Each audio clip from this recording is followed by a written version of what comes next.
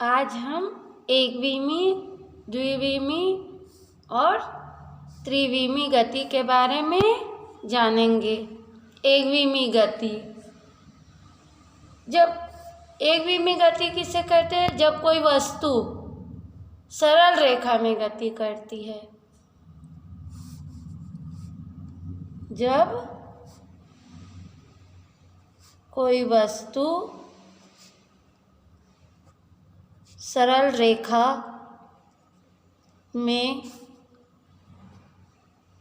गति करती है तो उसकी इस गति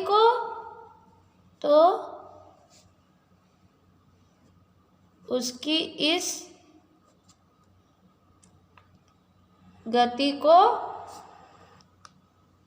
एकविमीय गति कहते हैं। ठीक है, जब कोई वस्तु सरल रेखा में गति करती है तो उसकी गति को हम एकविमी गति कहते हैं। इसमें क्या करते हैं? पार्श्व गति की उपेक्षा कर देते हैं और वस्तु की जो चौड़ाई होती है उसकी भी उपेक्षा कर देते हैं हम। उदाहरण के लिए रेलगाड़ी,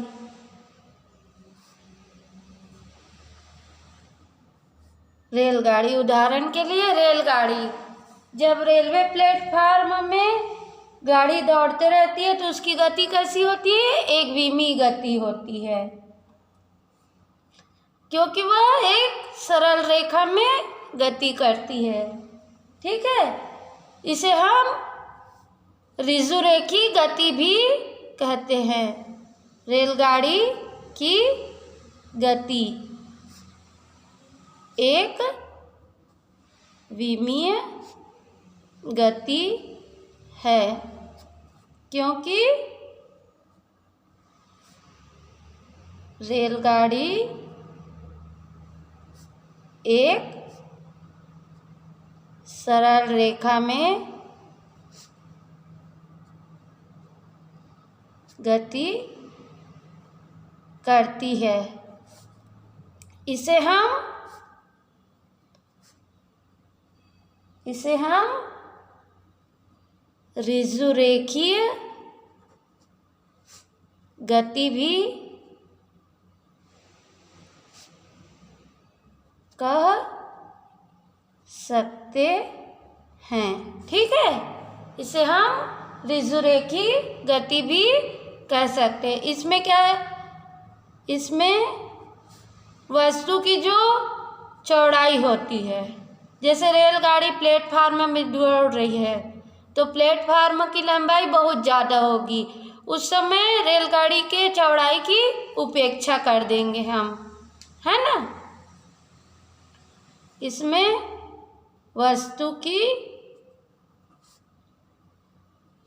चौड़ाई की उपेक्षा कर देते हैं, साथ ही क्या करते हैं? उसके पार्श्व गति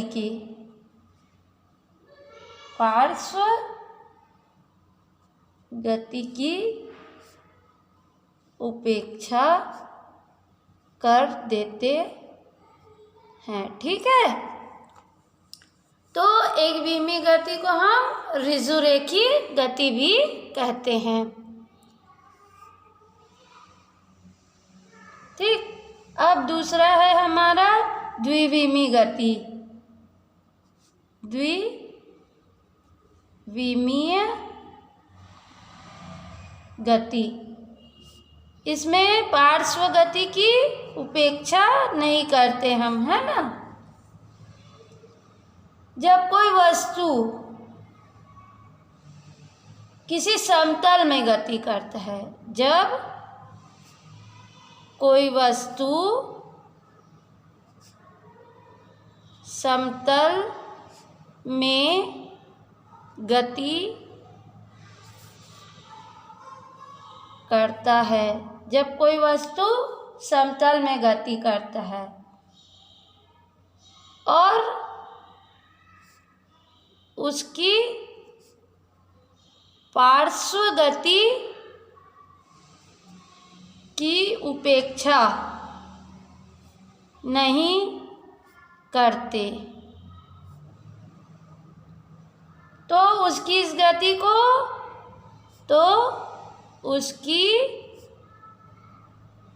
गति को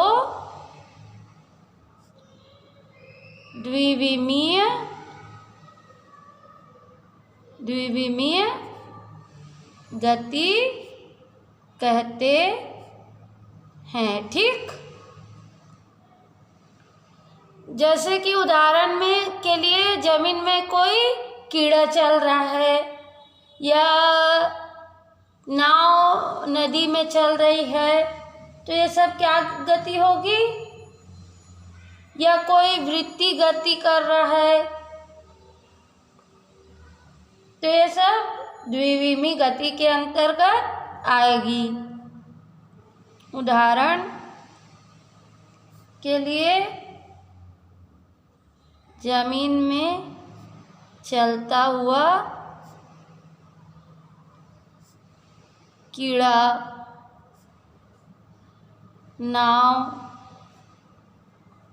पानी में चलते हुए, या वृत्तीय गति, ये सब गतियाँ क्या है? द्विविमीय गति है ना। अब थर्ड है त्रिविमीय गति। त्रिविमीय गति, त्रिविमीय गति किसे कहते हैं? जो आकाश में गति होती है उसको त्रिविमीय गति कहते हैं। जब कोई वस्तु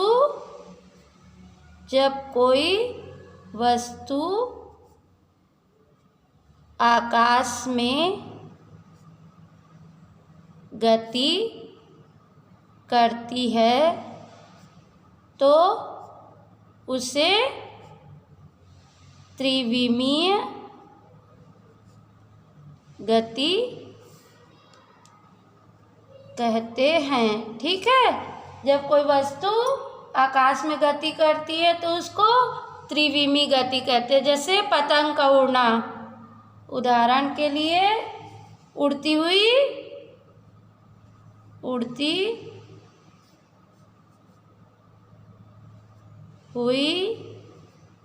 पतंग की गति, चिड़िया की गति और वायुयान की गति,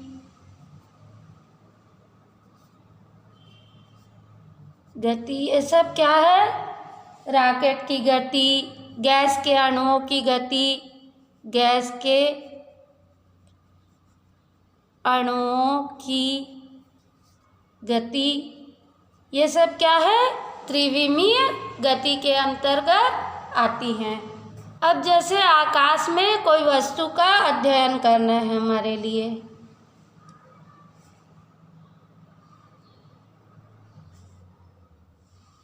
तो मान लो ये कोई वस्तु P है जिसके निर्देशांक क्या है? X, Y और Z। ठीक है, तो आकाश में इसकी स्थिति का अध्ययन करना है, तो P के निर्देशांक X, Y, Z है। यदि इसकी स्थिति मान लो किसी बिंदु P पर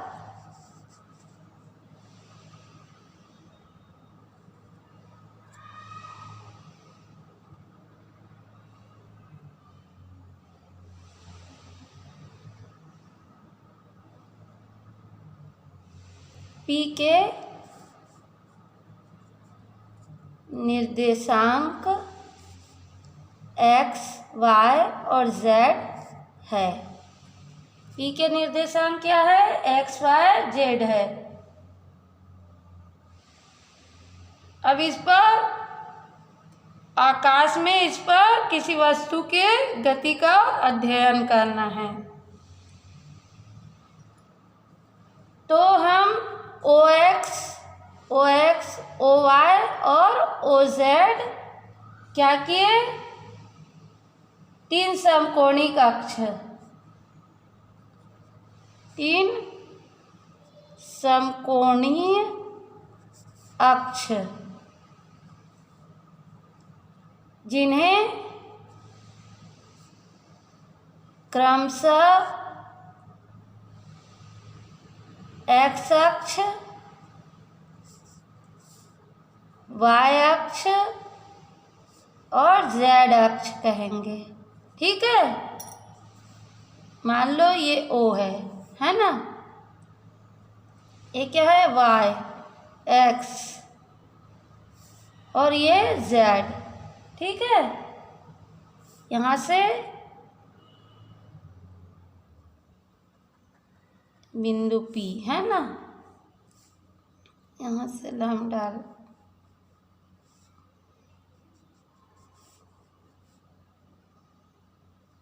बिंदु पी में बी मिला, इसको मान लेते हैं ए। ये कितने अंश का बना? 90 अंश का। ठीक, ये स्थिति सदिश आर, जेड, ये जेड अक्ष है। ठीक है, और ये क्या है? वाई, और ये जो है ये क्या है? एक्स अक्ष है अपना। ठीक है, तो ओ एक्स, ओ वाई और ओ जेड क्रमशः एक्स अक्ष, वाई अक्ष और जेड अक्ष है ना। यदि आई, जे और के क्या है? क्रमशः एक्स अक्ष, वाई अक्ष और जेड अक्ष के क्या है? की दिशा में एकांक सदिश है, की दिशा में एकांक सदिश हैं। मान लो एक्स अक्ष, वाई अक्ष और जेड अक्ष की दिशा में आई कैप, जे कैप और के कैप क्या है? एकांक सदिश है। तो बिंदु P का स्थिति सदिश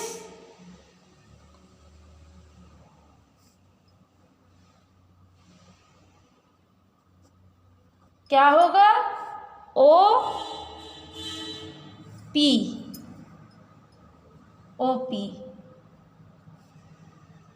है ना, स्थिति सदिश के लिए OP क्या है? R। ठीक, तो क्या होता है एकांक सदिश का? एकांक सदिश बोले है ना, तो एक्स आई cap plus Y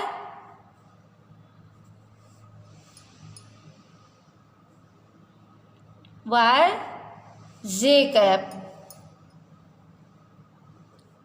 plus Z के कैप। ठीक,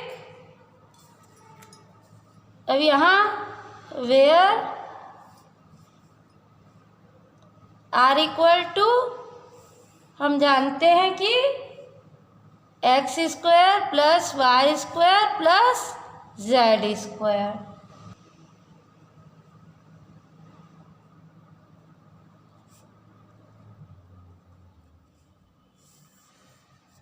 अब यदि बिंदु P गतिशील है हमारी, है ना, तो समय के साथ उसके स्थिति में परिवर्तन होगा।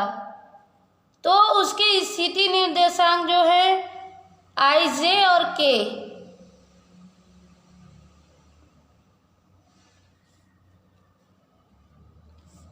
P यदि गतिशील है अब हमारी, तो समय के साथ उसके स्थिति में भी परिवर्तन होगा। तो उसके स्थिति निर्देशांक X, Y और Z में भी परिवर्तन होगा, है ना। तो इस प्रकार हम कह सकते हैं, अब यदि P गतिशील है तो समय के साथ उसके स्थिति निर्देशांक में भी परिवर्तन होगा। ठीक है, मतलब उसकी स्थिति निर्देशांक भी चेंज होंगे। तो हम क्या कह सकते हैं, हम कह सकते हैं कि जब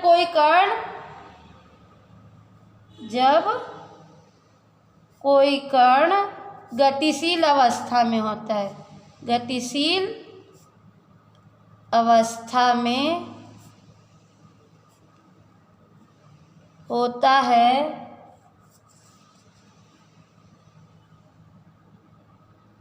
तो समय के साथ उसके स्थिति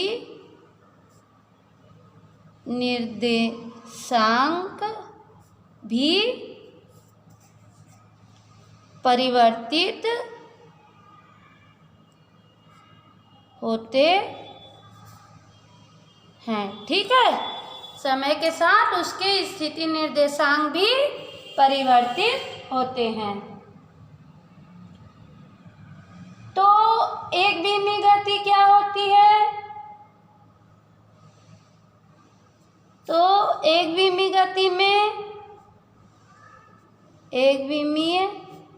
गति में क्या होता है कि वस्तु सरल रेखा में गति करती है ना। वस्तु सरल रेखा में गति करती है। ठीक है, वस्तु क्या है, सरल रेखा में गति करती है। मतलब यदि कोई वस्तु x दिशा में गति कर रही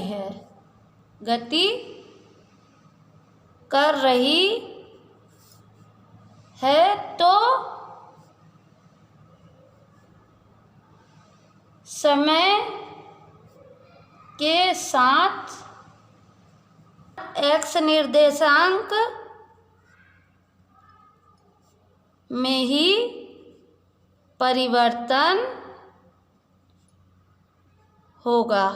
ठीक है, y और z निर्देशांक क्या होंगे, y और z निर्देशांक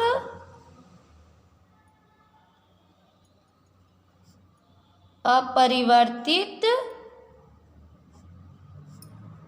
रहेंगे। ठीक है, और द्विविमीय गति में क्या होगा, द्विविमीय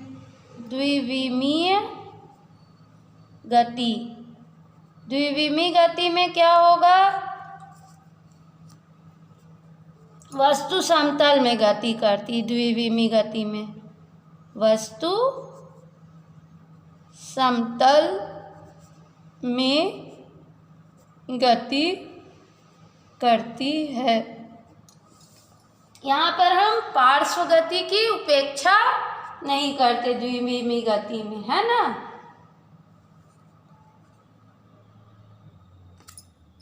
तो वस्तु यदि एक्स वाई दिशा में गति कर रही है तो समय के साथ उसके एक्स और वाई निर्देशांक में ही परिवर्तन होगा। जेड निर्देशांक अपरिवर्तित रहेगा। ठीक है। जेड त्रिविमीय गति। अब इसमें क्या होता है, कोई वस्तु आकाश में गति करती है तो इस गति में तीनों निर्देशांक, इस गति में समय के साथ तीनों निर्देशांकों में परिवर्तन होगा। मतलब एक्स निर्देशांक वाई निर्देशांक और जेड निर्देशांक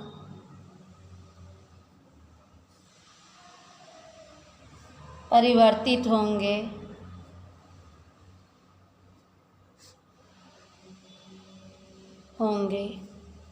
ठीक।